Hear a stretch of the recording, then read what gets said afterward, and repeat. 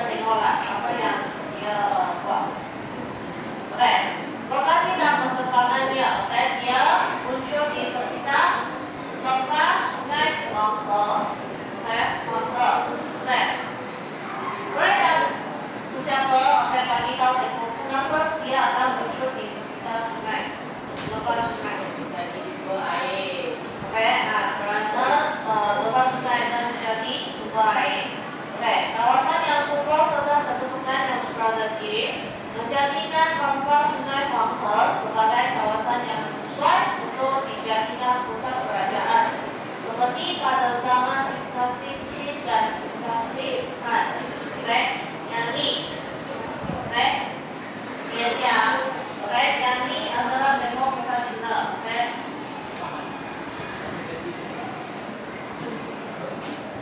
Oke, dinasti Qin muncul semasa pemerintahan Raja Zheng, oke, yang kemudian memakai gerakan Maharaja Shapati, oke, yang ni. Oke, kerajaan ini berpusat di Xianyang.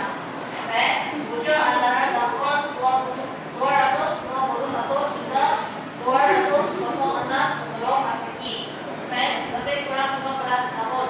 Dan mempunyai wilayah yang luas, meliputi bagian utara hingga ke Gurun Kopi dan selatan China bersebelahan dengan Vietnam. Oke, beliau merupakan pemimpin dinasti Qin yang bertanggung jawab menyatukan China. Oke, sebelum Maharaja ini, oke, China dia ada diketuai oleh banyak ketua. Oke, lepas itu, oke, dia pula menyatukan China. Macam mana dia menyatukan? Melalui peperangan. Oke, kerana zaman dahulu mereka berluasan kuasa dan melalui perang. Oke, kestabilan dalam bidang politik telah membolehkan peningkatan dalam bidang ekonomi dan sosial. Oke, lepas itu, dinasti Qin diganti oleh dinasti Han antara tahun 206 sebelum Masehi hingga tahun 220 Masehi. Lebih kurang 426 tahun. Oke, dinasti ini diasas oleh Liu Bang. Oke, nama Maharaja. Oke, lepas itu dia memakai gerakan Maharaja Gaozu. Oke, dinasti ini membentuk empire yang kuat, meliputi utara China, sepanjang Vietnam di selatan, dan bahagian utara Korea di sebelah timur serta Turkistan di bagian barat. Oke, dia luaskan tanah dia lebih daripada dinasti Qin. Oke, dinasti ini dia terbahagi kepada dua tahap, yaitu Han awal dan Han akhir. Oke, pada zaman Han awal pusat pemerintahan terletak di Luoyang. Oke, yang ni, oke, Maharaja Han ini. Oke, dinasti Han telah menunjukkan peningkatan dalam bidang perdagangan melalui pembukaan laluan sutera. Oke, laluan ini dia sampai Empire Rum. Oke, dia sudah mengetahui beberapa negara. Oke, dan juga bidang perdagangan dan bidang sosial. Ketiga zaman pemerintahan Han Yi. Oke, Maharaja Han Yi. Oke, yang ni. Oke, yang warna merah ini adalah laluan sutera. Oke, dia daripada China. Oke, lepas itu, oke, dia ada Parsi, lepas itu Arab, lepas itu Empire Rum. Oke, kenapa dia nak adakan laluan sutera?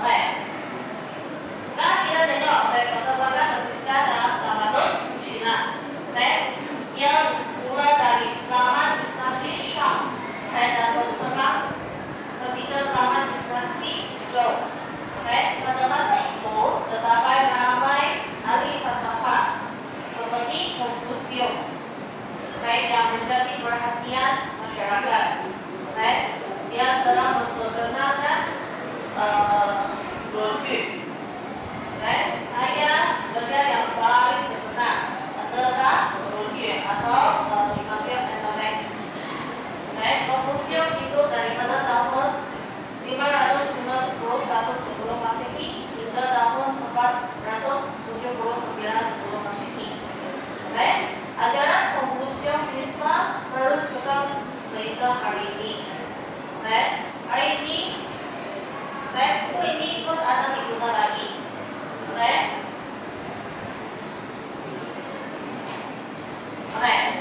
pada zaman Instansi Qin, pendidikan menekankan aspek pemahaman perundangan yang diasaskan oleh Huizi. Oke, yang mengutamakan ketegasan undang-undang bagi mengawal tingkah laku manusia. Oke, sistem pendidikan juga menjadi lebih tersusun apabila Maharaja Shohamdi menyerahkan sistem tulisan. Oke, karena sebelum ini belum muncul tulisan lagi. Oke, mereka guna apa? Lukisan. Oke, kalau dia pergi menggorok satu harimau. Oke, dia belum tahu tulisan lagi mah. Jadi macam mana dia nak catat?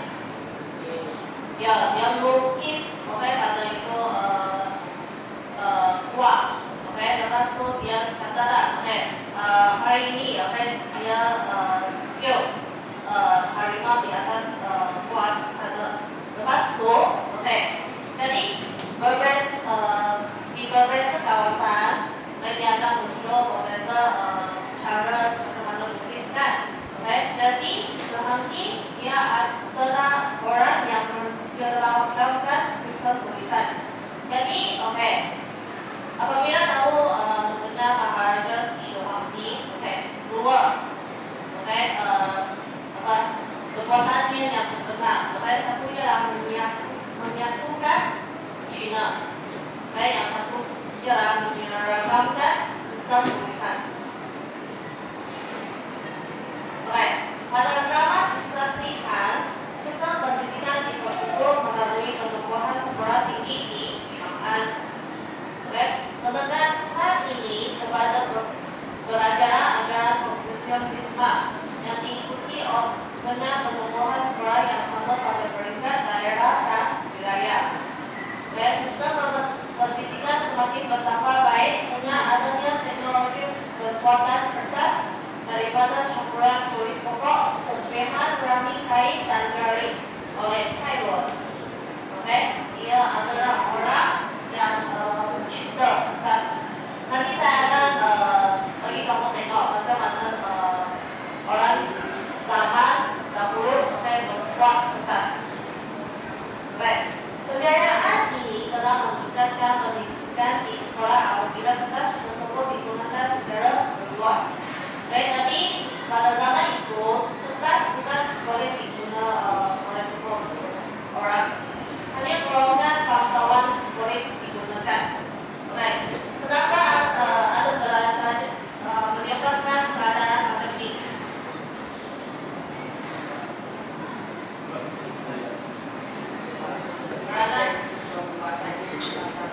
Oke, ya. Proses pembuatan kertas ambil masa yang lama. Oke, jadi menyebabkan kos. Oke, harga kertas sangat tinggi. Jadi, oke, oleh demikian hanya golongan bangsawan boleh mampu membelinya. Oke, jadi oke, mana-mana bagi orang miskin.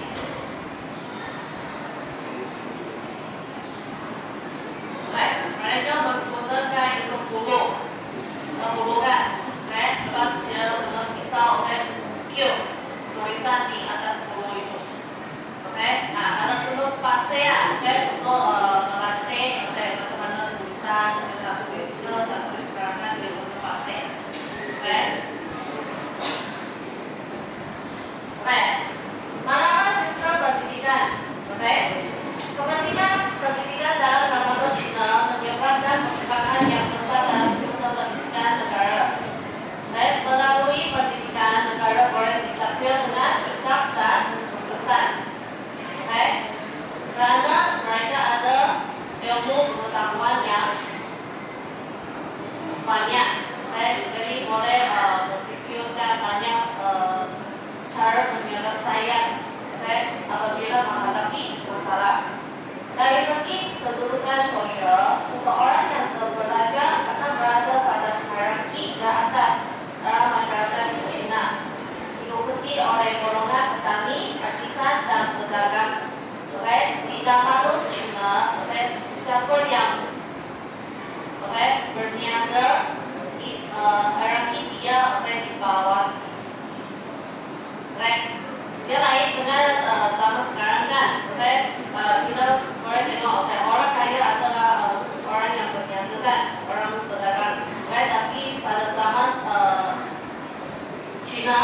Oke, siapa yang berdagang? Oke, dia apa?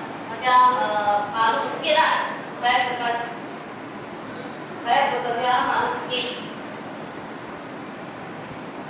Oke, jadi, oke, apa? Oke, rujuk pada buku teks nombor. Oke, halaman sistem pendidikan ada 5. Oke, tengok pada buku teks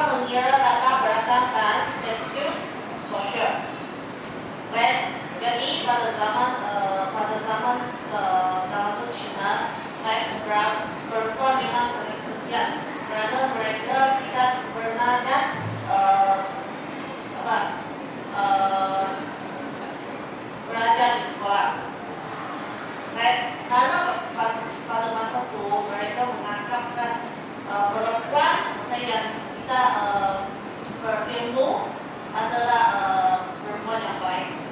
Kalau perempuan itu dia belajar banyak ilmu pengetahuan, perempuan itu dia dianggap macam orang yang pelik lah. Ini adalah pada zaman dahulu masyarakat Cina.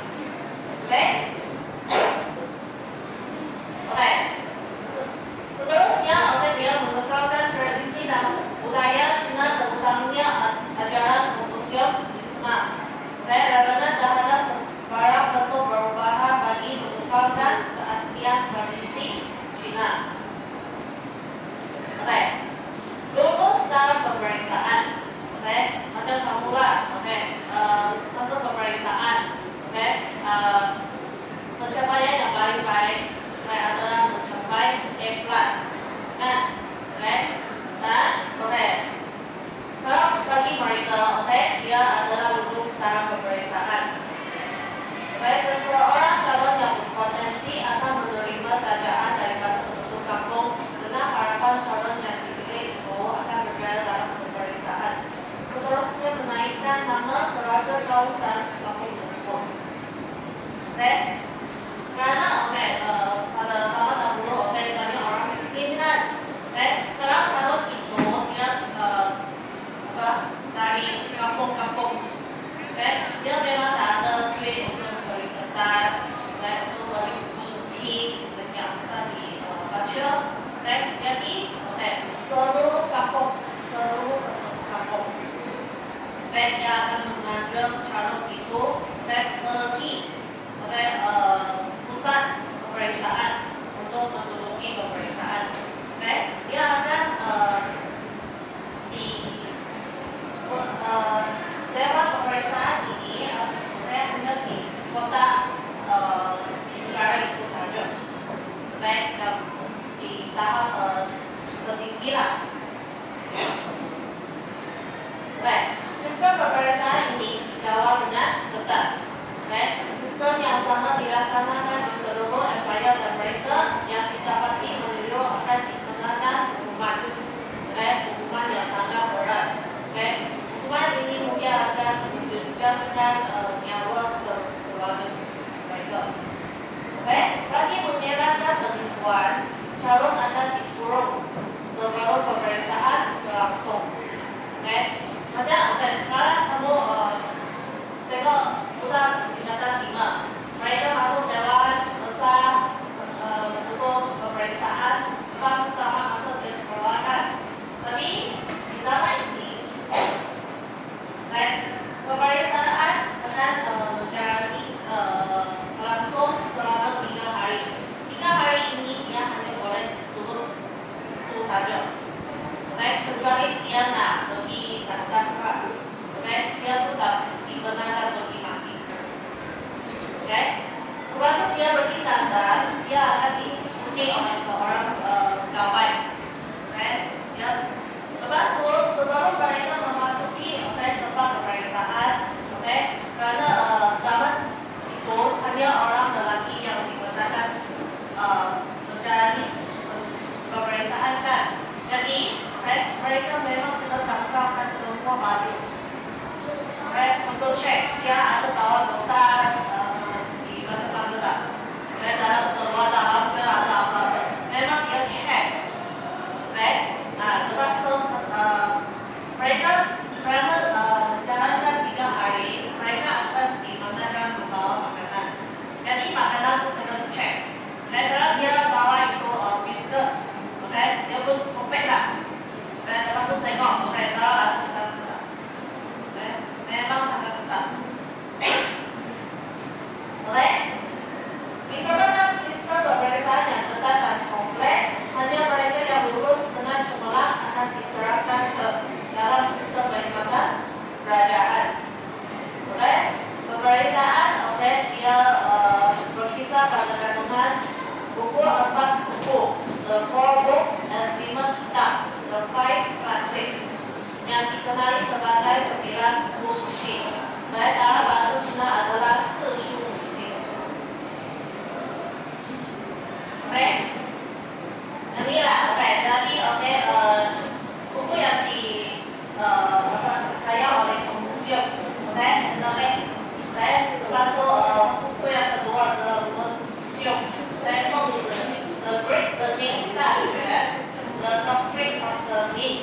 beliau dapat disebut sebagai basis.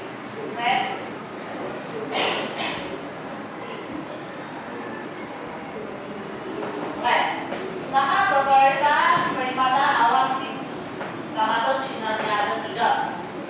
Pada tahap pertama, dipanggil Xiucai. Tahap kedua, Juren. Tahap ketiga, Jingshi. Di tahap pertama, Xiucai, dijalankan pada peringkat daerah. Dia terbuka kepada semua orang, tetapi hanya pada lelaki saja. Termasuk diadakan 2 kali setiap tahun, setiap 3 tahun. Tempo pemeriksaan adalah sehari. Bilangan calon antara 500 orang hingga 2.000 orang. Kadar kelulusan sama dengan 35. Dia kira-kiranya 14 orang hingga 57 orang. Kalau calon dia 500 orang. Orang yang lulus mungkin akan hanya 14 orang sahaja. Jadi sekarangnya nanti ada lagi daerah. Sekarang akan dijalankan di ibu kota daerah. Itu adalah tahap kedua. Tahap kedua hanya terbuka kepada calon yang telah lulus pada tahap pertama saja. Kelas itu dia akan diadakan 3 tahun sekali. Tempo pemeriksaan 3 hari. Bilangan calon antara 4.800 hingga 10.000 orang. Lepas itu kadar kelulusan adalah 1 sama dengan 120. Jadi kiralah kalau calon adalah 4.800 orang, berapa orang akan diteruskan saja?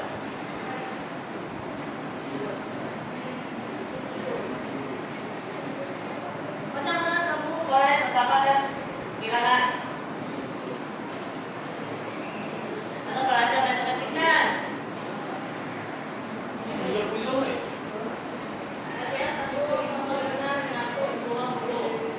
Kita boleh ini jawatan dunia 1/400.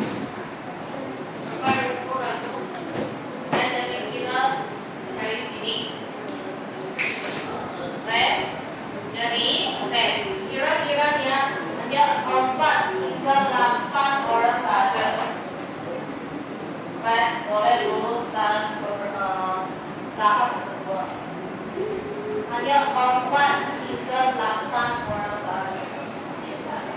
Ya,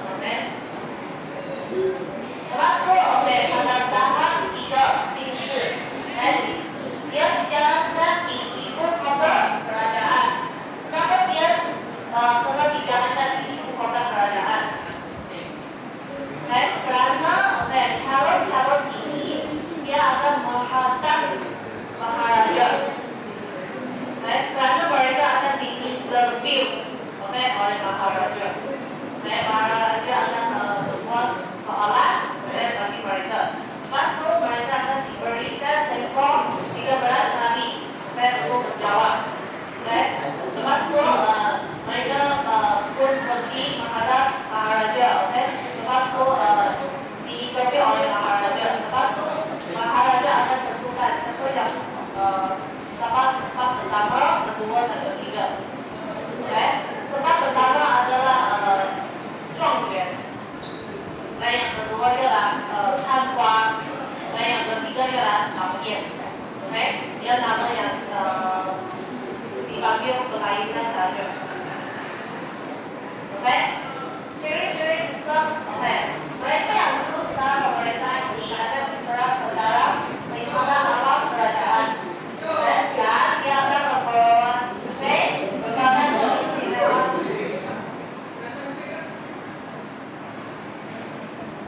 Memperoleh berbagai keistimewaan berdasarkan tahap kelulusan mereka. Calon yang lulus pemeriksaan pada tahap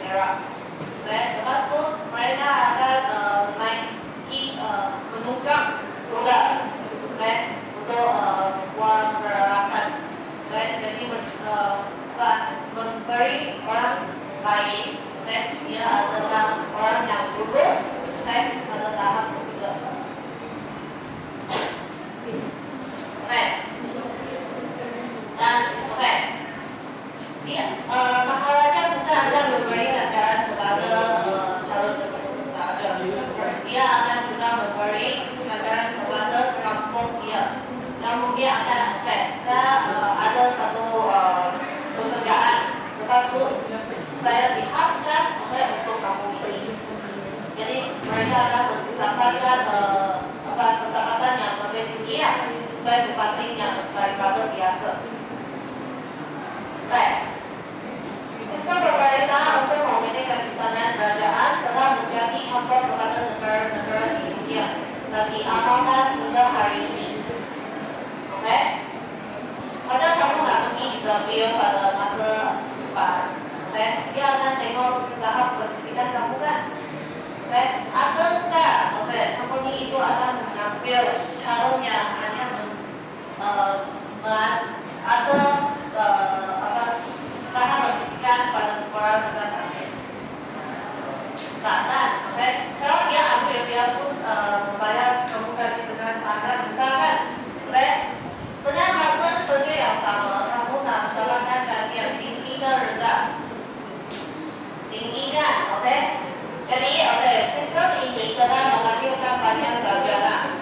Oke, seperti Zhong Shu, oke, yang merupakan sarjana kepolisian termuda dan sejarawan Cina bernama Sima Qian yang menulis karya bertajuk Shiji.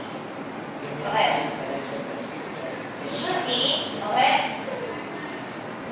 Dia mengisahkan tentang sejarah Cina hingga tahun 90 sebelum Masehi. Oke. Perkembangan dalam bidang sosial terutamanya pendidikan pada zaman Qing dan zaman Han sangat bergantung pada keamanan yang wujud dalam kerajaan tersebut. Oke. Kenapa? Oke. Pernyataan ini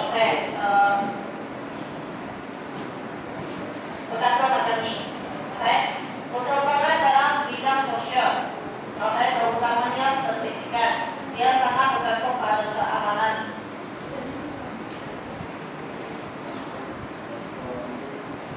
Oke, cara itu, oke, dia nak pergi ibu kota. Dia adalah datang berasal daripada tempat yang lain kan. Oke. Lepas itu, oke, apabila mereka berjaya, oke, cara pemeriksaan pada tahap pertama, mereka akan pergi tahap kedua. Jadi mereka akan berkumpul di tempat itu. Jadi, oke, maksud mereka adalah, oke, masa itu macam mana mereka nak sampai ke kota. Oke, dengan Google, atau mana, oke. Kalau orang itu memang sangat miskin dan duit, oke, dia gunakan jalan kaki, dan dia jalan kaki sampai habis. Oke, bayangkanlah kalau zaman itu adalah zaman berperang, oke, berani tak mereka, oke, jalan kaki menuju kota, dan oke, jadi itu maksudlah, oke, dia sangat bergantung kepada keamanan.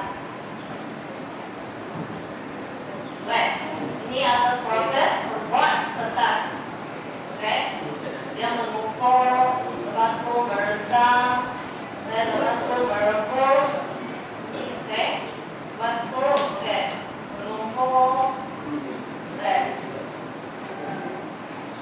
lepas itu dijemur, oke, lepas itu dapat kertas. Oke, sekarang kita tengok video.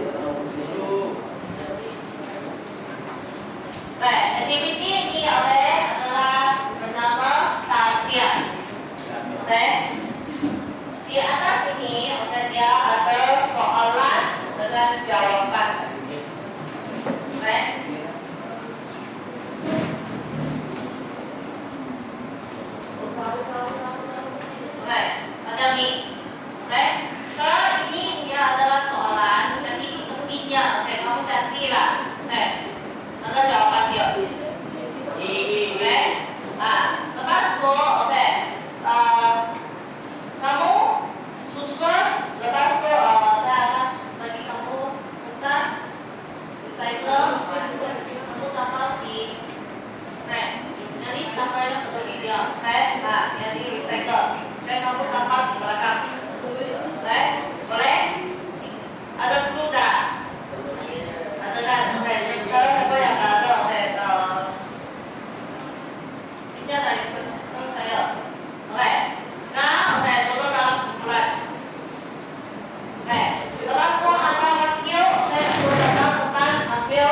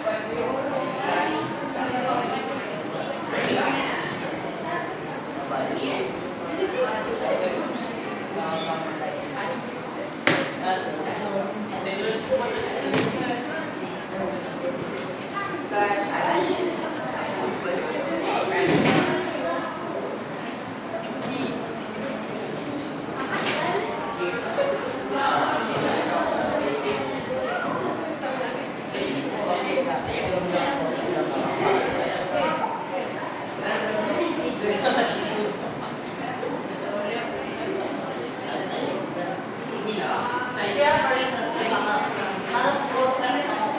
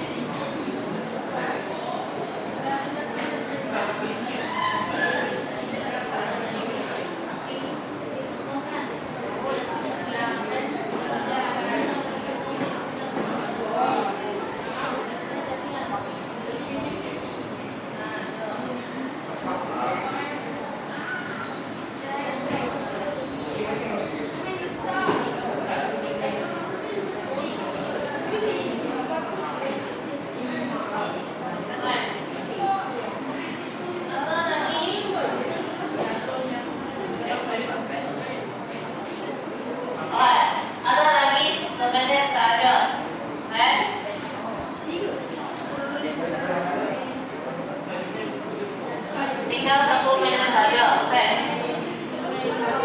Bagikan kerja, oke?